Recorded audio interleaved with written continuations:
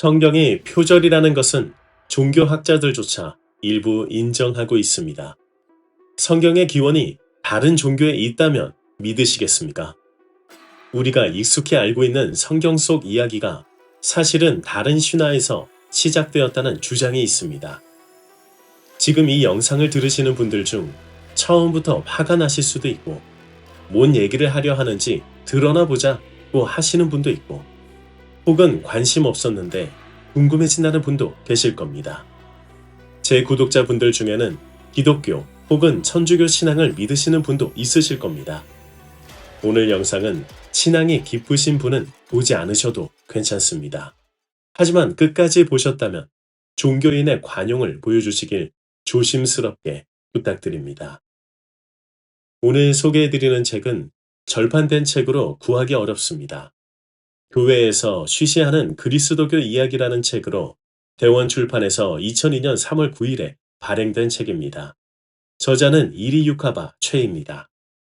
먼저 이 책을 쓰게 된 저자의 의도를 보면 기독교인이 아니신 분들은 공감하실지 모를 내용입니다. 왜 그냥 믿으라고만 하는가? 만약 어느 종교의 교리나 경전이 과학을 설명해 줄 수 있거나 반대로 과학이 하나님이나 신의 세계를 입증할 수 있다면 신은 정말로 존재하는가에 대한 질문 따위는 생각할 필요가 없을 겁니다. 저자는 신자들이 와서 전도하려고 할 때마다 무척이나 따지며 토론을 했었는데요. 그들은 저자의 질문에 대답을 하지 못하거나 너처럼 그렇게 따지면 크리스천이 되지 못해 라는 말만 들었다고 합니다. 믿겠다는 마음으로 믿다 보면 신앙심이 생긴다는 것이 대부분의 설명이었다고 하죠. 저자는 이런 방식으로 선교를 하는 것은 확고한 지식 없이 맹목적으로 신앙을 한다고 판단하게 됩니다. 그래서 저자는 종교를 제대로 믿기 위해서 연구를 하기 시작합니다. 이건 그 연구 결과에 대한 겁니다. 그럼 시작하겠습니다. 성경에는 하나님이 절대신 창조주이고 악의 뿌리인 사탄이 있고 구세주가 동정녀의 몸에 잉태되어 세상에 태어난다고 되어 있습니다.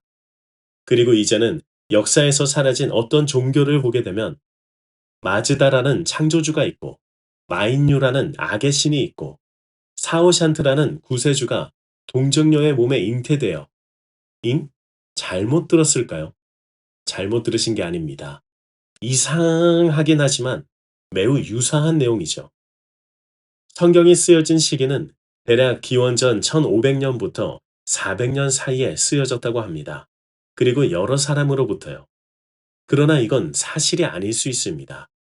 다윈 이후 가장 위대한 생물학자로 불리는 리처드 도킨스에 따르면 바빌론 유수 시절인 기원전 약 600에서 700년경에 대부분에 쓰여진 것이라고 하죠.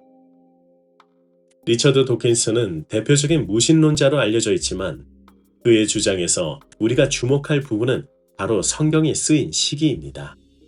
즉 기원전 600에서 700년경 말이죠. 이때는 베다 경전의 우파니샤드가 인더스강 주변에서 쓰여지고 있었고 당시 주변 국가를 모두 정복하던 페르시아에서는 조로아스터교가 자리 잡히기 시작합니다. 조로아스터교의 교리는 이렇습니다. 마즈다라는 창조주가 있고 마인유라는 악의 신이 있고 사오샨트라는 구세주가 동정녀의 몸에 잉태되어 세상에 태어난다. 어디서 들으신 것 같지 않으세요? 다시 말하지만 잘못 들으신 게 아닙니다. 페르시아에서는 기원전 2000년부터 이 종교가 구전으로 존재했습니다. 그리고 기원전 600에서 700년경 조로아스터라는 인물의 등장으로 체계가 잡히기 시작했죠. 바빌론 유수가 기원전 597년경입니다. 이 지역에서는 이미 조로아스터교가 굉장히 널리 퍼진 때입니다. 지도를 보시면 이해가 가실 겁니다. 성경에서 아브라함이 약속받은 가나안 땅이 지금 예루살렘과 기자가 있는 지역이 됩니다.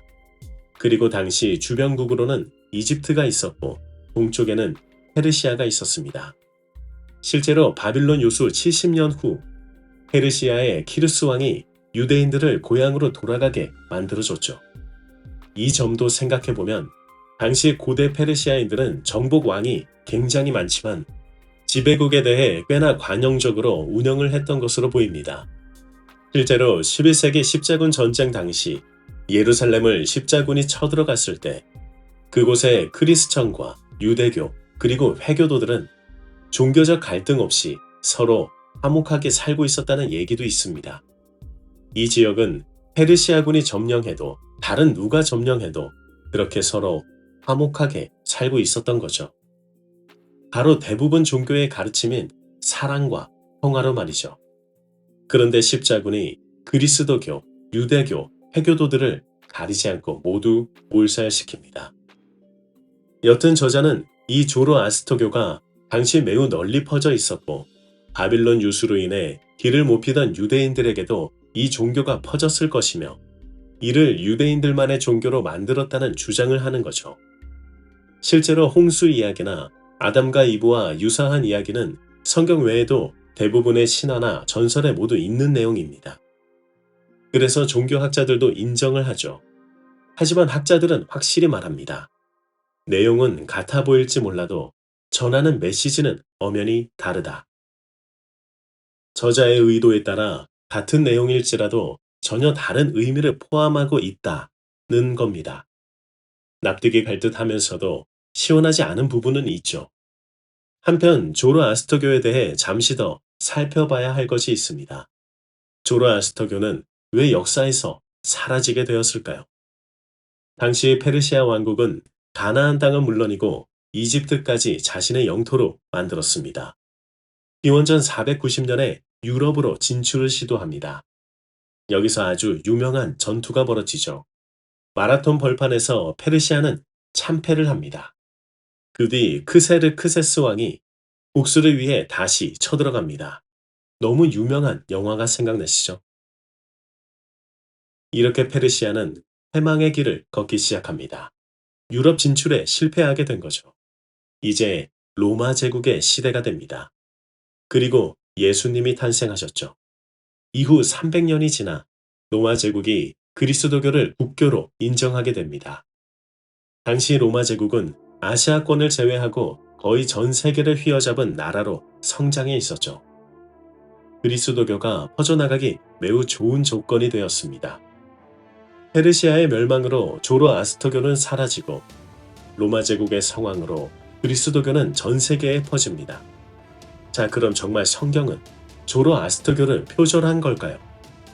종교학자들은 일부 인정하지만 전하는 메시지는 분명히 다르다고 했습니다.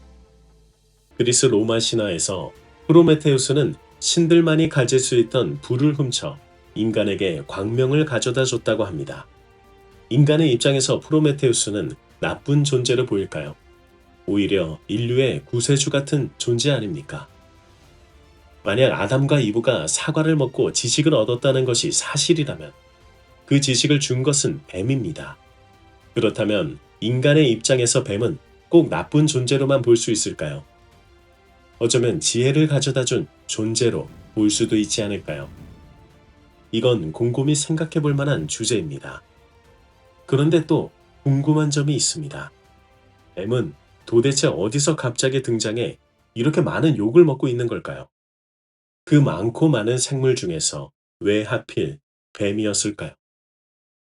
사실 서양의 여러 신화에서 사과는 지식이나 지혜를 상징하는 과일로 자주 등장합니다. 예를 들어 ним프들이 사는 사과동산의 전설에서는 사과나무를 항상 라돈이라는 뱀이 지키고 있었습니다. 또한 그리스도교가 생기기 훨씬 이전 중동 지방에서는 오피테라는 자연신앙이 있었습니다. 이 신앙에서 뱀은 단순히 사악한 존재가 아니었습니다.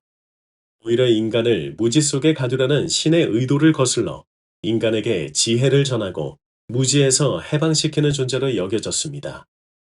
프로메테우스가 생각나시죠? 거기다 가나안 땅이 있던 곳에는 바빌로니아, 메소포타미아가 있었는데 이때부터 뱀을 영물로 사용한 근거가 많이 있습니다.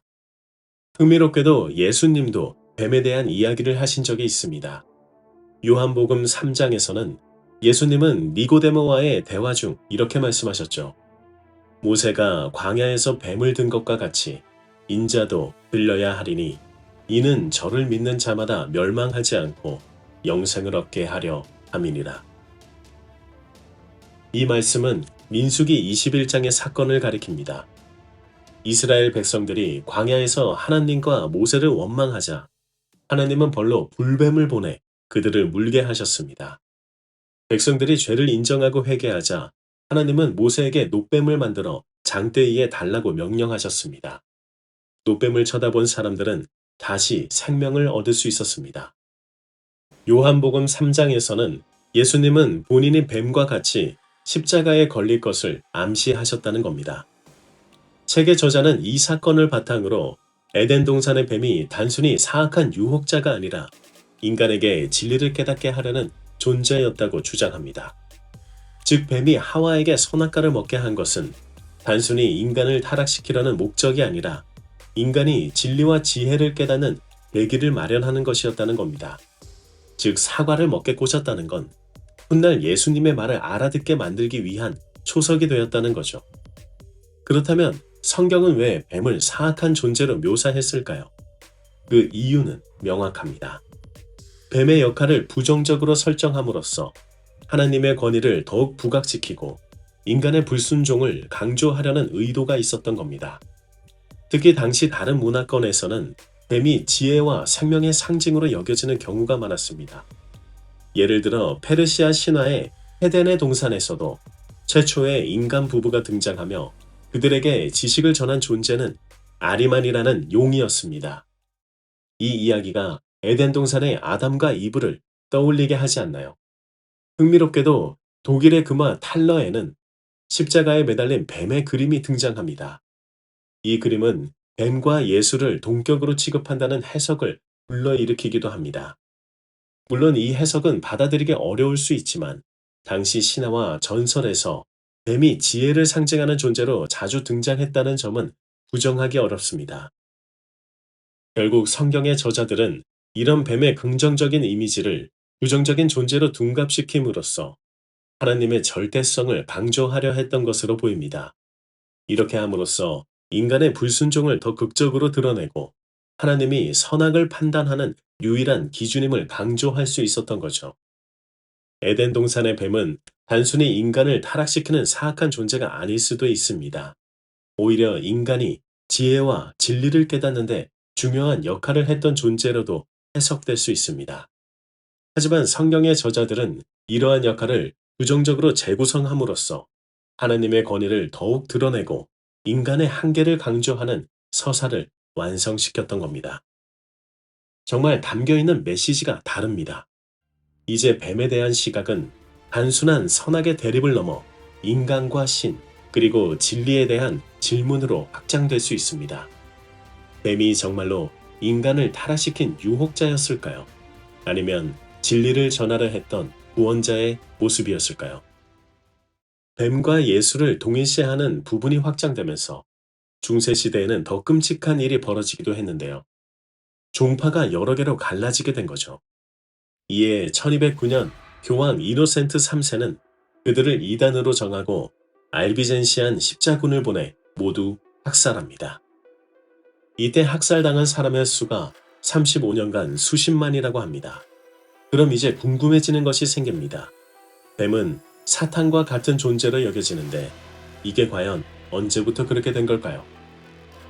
성경에서 사탄을 루시퍼라 부르기도 하는데요.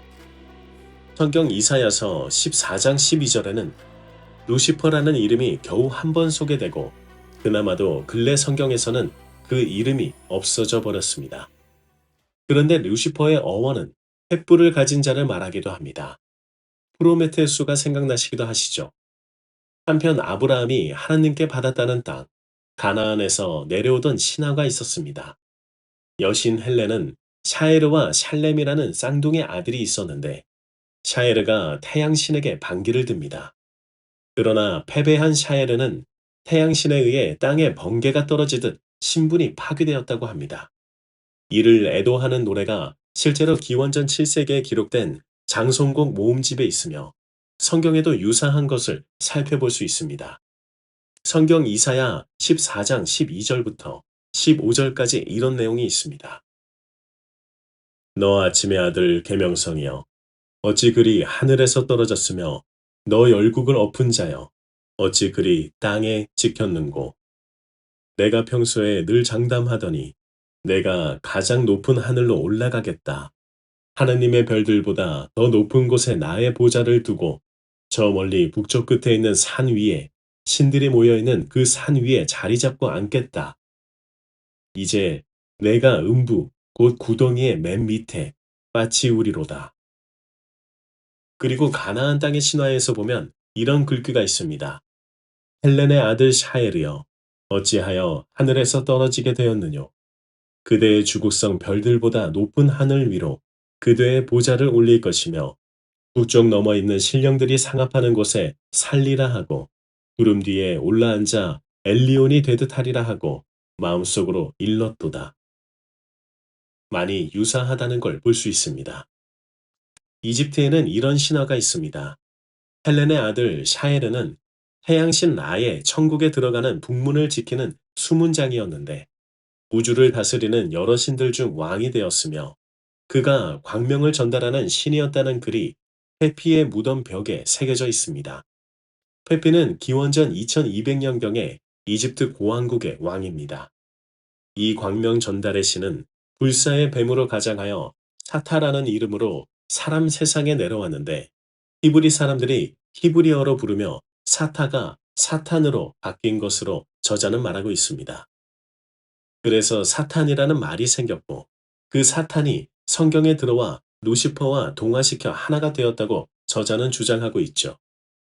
실제로 14세기에 카톨릭의 도미니칸 수도원 소속의 에크하르트 사제라는 인기가 굉장히 높았던 사람이 있었습니다. 마이스터 에크하르트죠. 삶으로 다시 떠오르기를 쓴 저자인 에크하르트 톨레가 이분을 경외하여 이름을 고쳤다는 이야기도 있습니다. 여튼 에크하르트는 14세기에 이렇게 주장합니다. 루시퍼는 지옥에 거처하는 천사이며 완전히 순수한 지성이라고요. 루시퍼를 인간에게 지성을 주려 한 영웅으로 취급하고 인간의 친구이자 구세주로 격을 높이는 반면 루시퍼의 이러한 행동에 질투를 느끼고 인간이 현명해지는 것을 막으려 했던 여호와 신은 나쁜 신이고 인간의 적이라고까지 지탄을 했다고도 합니다. 이 사상이 중세기 유럽에서 지하로 번져나가자 전통 카톨릭 입장엔 위협을 느끼죠. 결국 에크하르트는 이단이 되고 1326년 처형당했다고 하나 확실치는 않다고 합니다. 1329년에는 그가 쓴 책을 모두 불태웠다고도 합니다. 책에는 이런 믿을 수 없는 이야기들이 너무 많아서 모두 소개하긴 힘들지만 몇 가지 내용만은 추려서 소개하고 있습니다. 다음 이야기는 더 믿기 힘든데요. 성경에는 태초에 하나님이 아담과 이브를 창조하셨다고 되어 있습니다. 아담의 갈비뼈를 떼어 이브를 만들었다는 이야기는 누구나 들어보셨을 겁니다. 그런데 성경을 자세히 보면 흥미로운 점을 발견할 수 있습니다. 창세기 1장 27절에는 이렇게 기록되어 있습니다. 하나님이 자기 형상, 곧 하나님의 형상대로 사람을 창조하시되 남자와 여자를 창조하시고 이 구절만 보면 남자와 여자가 동시에 창조된 것처럼 보입니다. 하지만 창세기 2장 21절로 넘어가면 이렇게 바뀝니다. 여호와 하나님이 아담을 깊이 잠들게 하시니 잠들매 그가 그 갈빗대 하나를 취하고 살로 대신 채우시고 여기에서는 아담을 먼저 창조한 뒤 그의 갈비뼈에서 여자인 이브를 만든 것으로 묘사됩니다. 어째서 같은 책에서 이렇게 이야기가 달라지는 걸까요? 유대인들에게 전해 내려오는 전설을 한번 살펴보겠습니다. 하나님이 흙으로 아담을 빚어 만들 때 동시에 여자의 형상도 만들었다고 합니다. 남자는 아담, 여자는 릴리스라 불렸습니다. 릴리스는 아담과 달리 복종하려 하지 않았습니다. 아담이 나는 너의 윗사람이다. 나에게 복종하라고 명령했지만 릴리스는 우리 둘 다 흙으로 만들어졌으니 동등하다고 반박했습니다. 결국 릴리스는 아담과 다투다 하늘로 날아가 버렸습니다. 하느님은 천사를 보내 릴리스를 설득하려 했지만 릴리스는 끝까지 돌아오지 않았습니다. 전설에 따르면 릴리스는 이후 사탄과 어울리기 시작했고 릴리스의 자식들은 천사들에 의해 죽임을 당했다고 합니다. 그렇다면 왜 릴리스의 이야기는 성경에 포함되지 않았을까요? 만약 릴리스 이야기가 성경에 실렸다면 여자가 남자와 동등한 존재라는 생각이 퍼졌을 겁니다. 에크하르트가 루시퍼를 치켜 세웠던 것처럼 종잡을 수 없이 퍼질지 모르죠. 그래서 이 부분을 삭제합니다.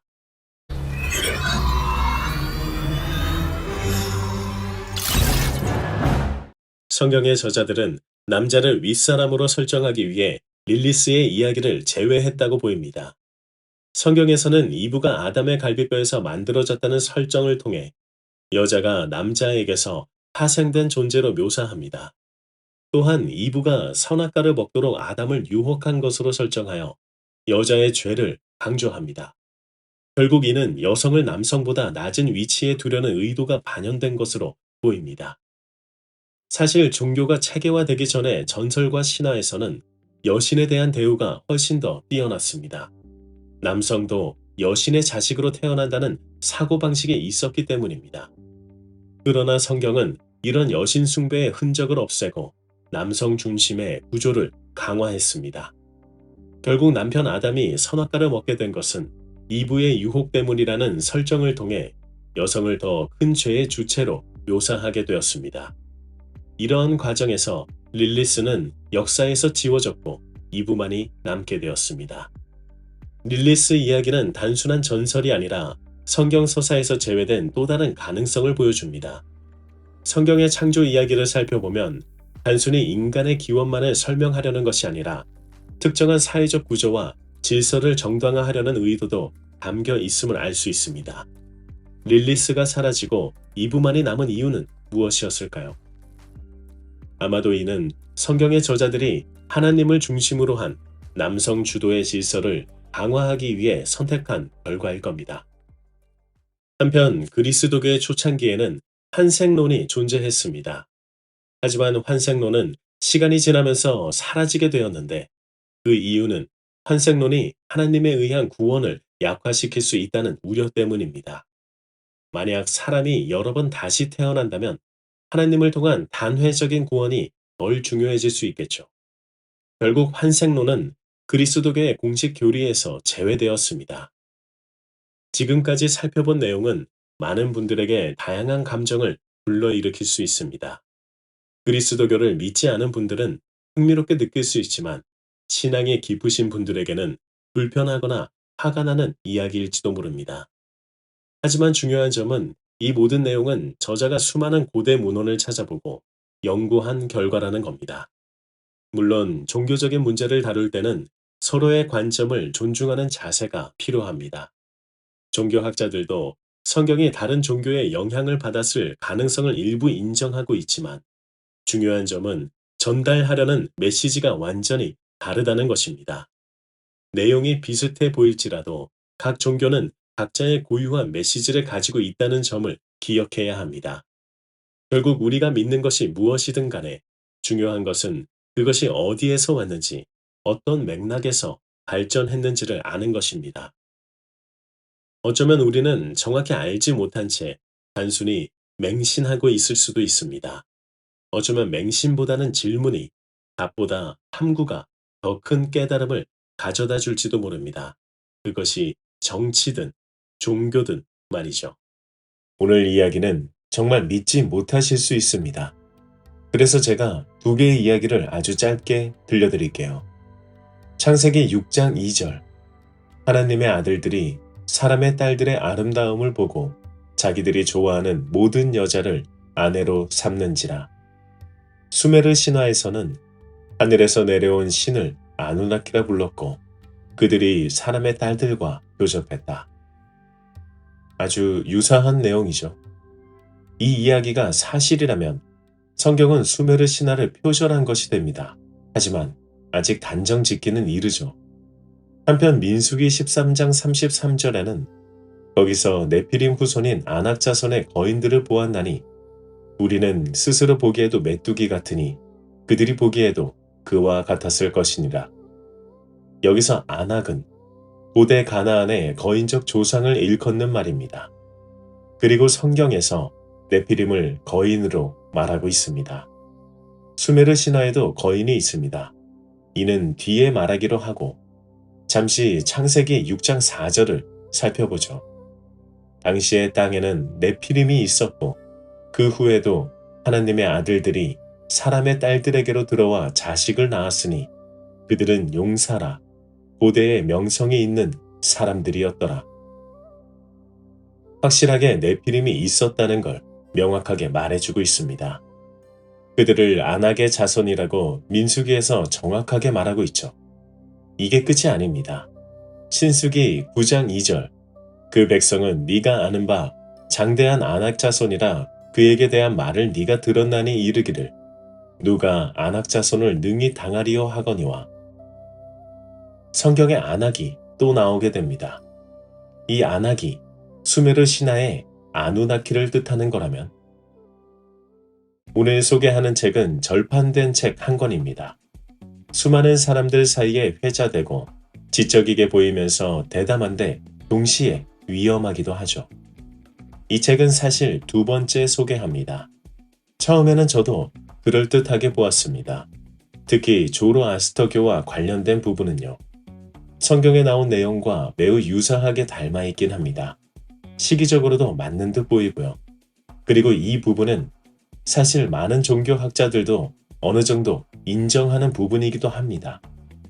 그런데 점점 읽어갈수록 이게 내용이 점점 본인 뇌피셜로 흐르는 것처럼 보입니다.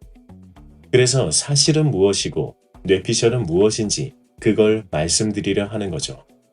책은 수메르 신화에 나온 아누나키가 안악이라고 합니다. 그럼 안악의 자손이라고 한 게 실제로는 수메르 신화에서 가져오게 된 거 아냐? 하고 흥미로워질 수 있죠. 어원이 두 개가 비슷하기도 하고요. 그래서 찾아보지 않았다면 훅 하고 홀딱 넘어가는 책입니다. 이는 사실 자카리아 시친이라는 인물부터 시작됩니다. 책에서는 이 사람을 성경을 연구하는데 형상을 바친 학자로 표현하고 있는데 사실은 학문적 자격은 없고 그저 작가일 뿐이죠. 그가 이 주장을 처음 하게 된 겁니다. 그래서 창세기와 수메르 신화를 묶어버린 것이죠. 안악이 아누나키라는 게 만약 정말 사실이라면 수메르 신화와 성경에 연결된 것이 되죠. 거기다 이런 주장도 합니다. 이것도 굉장히 혹하는 이야기입니다. 아누나키는 사실 외계인이다. 하늘에서 땅에 내려온 자라는 뜻인 아누나키는 외계인을 뜻하는 것이다. 그들은 니비루라는 행성에서 왔는데 6천년 전 사람들이 니비루를 알고 있고 지구가 7번째 행성이라는 걸 이미 알고 있었다. 실제로 지구를 태양계 외곽에서부터 세어보게 되면 7번째가 맞긴 합니다. 태양으로부터 세면 수금, 지, 화, 목, 토, 천의 명 이렇게 세 번째인데 뒤에서부터 세면 명의 천, 토, 목, 화, 지, 금수가 되니 7번째가 됩니다. 외계인이 아니라면 6천년 전 수메르 사람들이 어떻게 이를 알고 있었냐는 거죠. 그런데 수메르에 대한 기록에서는 니비루라는 단어가 있지만 행성을 뜻하는 말이 아니고 7번째 행성이니 뭐 이런 말이 없습니다. 그런데 다음 이야기는 좀 혹할 만하죠. 우리가 쓰는 하루 24시간, 1시간 60분, 1분 60초라는 60진법은 수메르에서 유래한 것입니다. 그들 입장에서 생각해보면 그들이 하늘을 보았을 때 육안으로 보이는 것은 태양과 달, 수성, 금성, 화성, 목성, 토성 이렇게 7개였고 이게 우리가 지금 쓰는 요일이 되기도 하죠. 실제로 점토판에 기록된 천문 관측은 이렇게 됩니다. 별자리 목록과 천체 이동 규칙을 정리했죠. 이것은 실제로 점토판에 있으며 이것 자체로도 놀랍기도 합니다. 하지만 성경의 안악과 연결되는 지점은 명백히 아니라는 게 보입니다. 그건 자칭 학자라고 주장한 자카리아 시친이라는 작가의 상상력이 더해진 거죠. 책은 저 사람을 학자라 칭하며 그의 상상력을 마치 학자가 말하냐 말하고 있습니다. 그런데 네피림이 실제로 존재했다는 것은 성경에서 분명히 명확하게 나와 있는 것이 보이죠. 이미 중세시대의 입맛에 맞게 고칠 대로 다 고쳐버렸던 것 치곤 아직 남아있는 게 있기도 하네요. 개신교에서 사용하는 킹 제임스판과 신국제판 한글 성경에는 네피림이라 쓰여 있고, 천주교에서 사용하는 성경 두에이 라임스판에는 네피림을 거인들이라고 쓰여 있습니다. 각기 말이 달라 그렇다 해도 같은 구약을 공유한다면서 이렇게 해석이 달라지는 부분도 이미 많다는 걸 확연히 보여주기도 하죠. 그런데 한글 킹 제임스판에는 주석으로 장부들, 자이언츠라 되어 있기도 합니다. 한편 창세기 6장 4절에 보면요. 네피림은 고대의 영웅이라 말하고 있습니다. 학자들은 이 네피림을 두고 거인들이 아니라 떨어진 자들이라고, 타락한 천사들이라고도 합니다. 히브리어로 네피가 떨어진이고 림이 복수를 뜻해서요. 그런데 갑자기 왜 타락이 된 거죠? 고대의 영웅이라면서요. 이 영웅이라는 것도 학자들 사이에서는 그만큼 강력한 존재라는 표현일 뿐이다 보도합니다. 학자들이 해석한다고 해도 이만큼 의문이 들 정도로 많은 논란의 여지가 있는 겁니다. 성경에선 그들이 타락했다는 건 1절 내용이 없습니다. 단 천주교 성경 에녹서에는 있습니다. 에녹서는 외경이죠. 한마디로 참고서 정도? 천주교판 성경에서는 여기서 말하는 거인들, 즉 네피림은 체구가 클 뿐 아니라 광폭하고 야만스러워 단순히 잔인함과 육욕만 있는 괴물에 해당한다고 되어 있고, 대홍수가 있을 때까지의 사람들은 일반적으로 모두 이런 상태라 합니다. 그래서 홍수로 모두 죽임? 그런데 골리앗은 대체 뭐지? 이것도 뒤에 있습니다. 오늘 풀 게 참 많네요. 책에는 이를 두고 이렇게 뇌피셜을 시전합니다.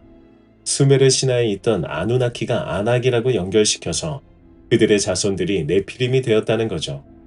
이렇게 수메르 신화와의 연관성을 만들게 됩니다. 그런데 성경 자체에서도 네피림이 거인이었다고 말하기도 하는데, 그럼 수메르 신화에도 거인이 나와야 하지 않겠습니까?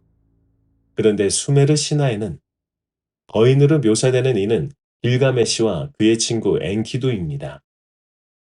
그들이 반인반신이자 거인이죠. 딱 이 둘뿐입니다. 이걸 또 이렇게 연결 지을 수도 있겠죠.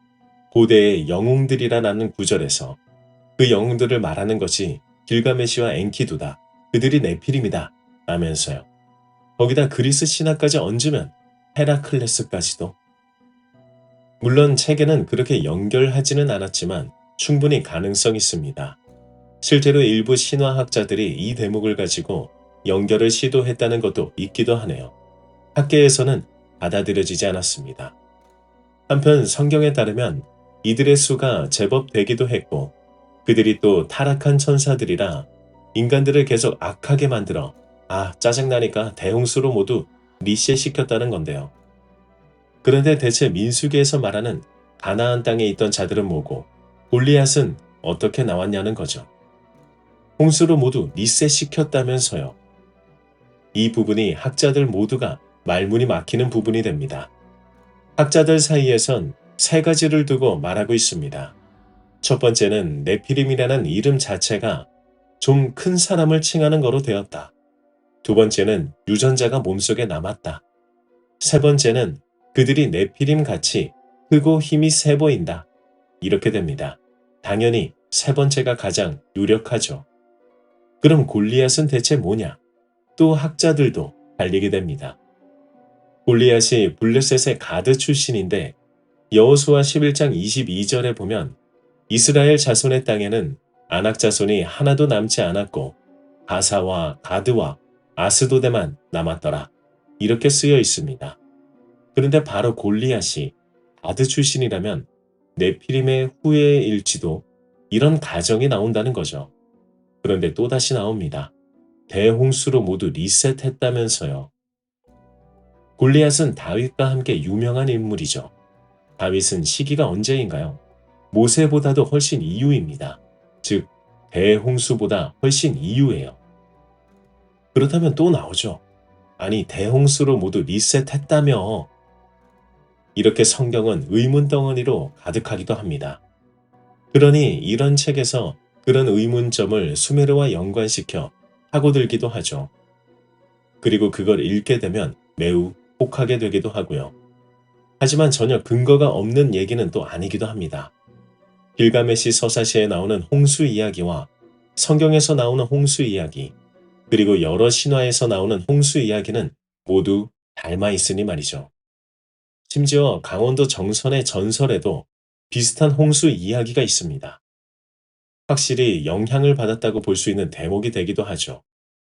그리고 만약 정말 수메르 신화와 연관이 있는 거라면 그 수메르 신들보다 하나님이 위대하다는 걸 보여주기 위한 구절이 되기도 하겠죠.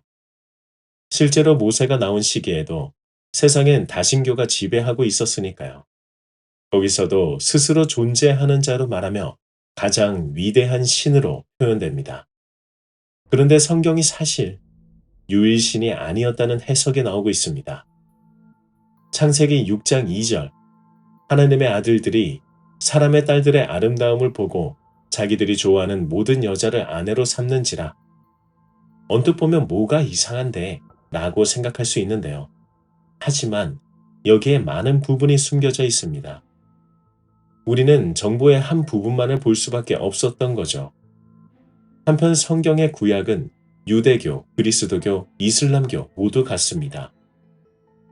유대교의 성경에는 하나님 대신에 엘로힘이라는 단어를 씁니다. 이건 복수 명사가 됩니다. 그러니까 엘로힘은 여러 명의 신이란 뜻이죠. 잉? 그들은 유일신 아니었나요? 이걸 풀어보기 위해선 창세기 1장 1절부터 가게 됩니다. 히브리어로 된 성경 원서에 보면 태초에 하나님이 천지를 창조하시니라, 이 부분에서 하나님이 엘로힘이 됩니다. 히브리어로 엘이란 유일신을 뜻하는 것이 맞습니다. 참고로 이스라엘이라는 이름 혹은 명칭도 이 엘을 활용한 복합 명사가 되죠. 이스라와 엘을 합친 겁니다. 이스라는 싸우다, 엘은 유일신, 하나님과 겨루어 이긴 자가 됩니다. 야곱이 성경 속의 그 주인공으로 이스라엘로 이름을 바꾸기도 했죠. 한편 여기서 책에 뇌피셜이 등장합니다. 이스라도 보카보라는 설정인데요. 이집트의 여신 이시스와 태양신 라의 보카보라고 합니다. 그리스도교가 신성시하는 이름의 어원 자체가 이미 이집트에서부터 출발하고 있었다고 뇌피셜을 하는 거죠. 하지만 이는 주류에선 인정받지 못합니다. 그러나 당시 고대 근동 지역에선 이집트, 가나안, 수메르의 신화가 서로 영향을 많이 주고받은 건 사실이죠. 당시 이스라엘 민족이 이집트에서 오랜 기간 거주하기도 했고요. 솔직히 말해서 오늘 소개하는 책에는 이런 뇌피셜 부분들이 있습니다. 그런데 잠깐, 엘로힘에 대한 것 마무리 지어야죠. 히브리어로 엘로힘은 엘의 복수형입니다. 유일신이라 했는데 왜 복수형이 나오는가? 그렇다면 유일신이 아니라는 걸 이미 성경에 있다는 걸까요? 첫 판부터 장난질을? 학자들 사이에서도 다양한 의견이 있습니다.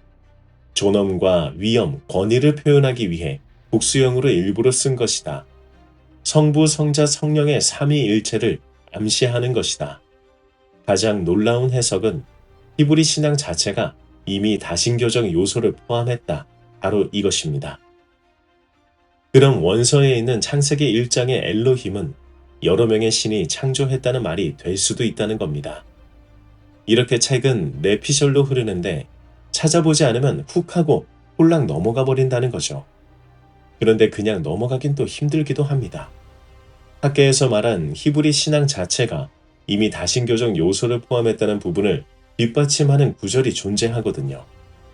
창세기 1장 26절에 우리의 형상을 따라 인간을 만들자는 구절이 명확하게 있습니다. 하나님이 이르시되 우리의 형상을 따라 우리의 모양대로 우리가 사람을 만들고 그들로 바다의 물고기와 하늘의 새와 가축과 온 땅과 땅에 기는 모든 것을 다스리게 하자 하시고, 우리의 모양대로? 유일신을 믿는 종교에서 갑자기 유일신이 우리라 표현하죠.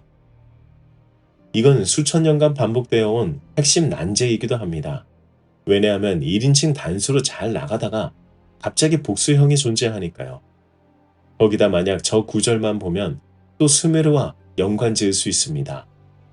수메르 신화에서 이기기라는 하급 신들이 노동을 담당했는데 그들이 반란을 일으켜서 엔키라는 신이 인간을 만들어 노동을 대신하게 했다는 게 있죠. 이는 너무 딱 들어맞게 됩니다. 그래서 다신교 잔재설이 꽤 받아들여지기도 하는 거죠.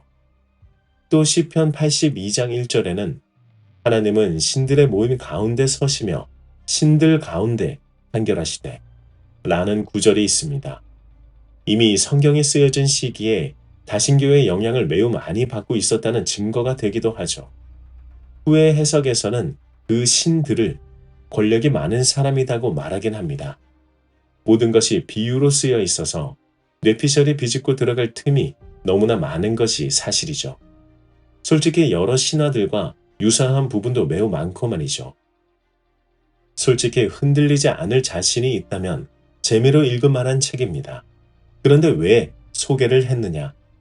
이건 관점을 넓히는데 도움이 되기도 하기 때문입니다. 우리는 보통 우리가 아는 것만 알려고 하는 경향이 있습니다. 그게 쉽고 편하니까요. 그리고 뇌도 또 다른 시냅스를 연결하지 않아도 되기 때문에 그렇게 유도를 하기도 합니다. 하지만 우리가 하기만 시작하면 많은 가능성이 열릴 수 있기 때문이죠. 우리는 항상 관찰을 해야 하고 거기서 가능성을 발견해야 합니다. 새로운 것을 받아들이고 관점을 넓혀가야 하기 때문이죠. 그건 우리가 경제적, 정신적으로 자유를 얻을 수 있는 밑바탕을 만들어줄 수 있습니다. 관점이 넓어질 때 타인의 관점을 수용할 수 있는 마음그릇도 넓어질 수 있기 때문이죠.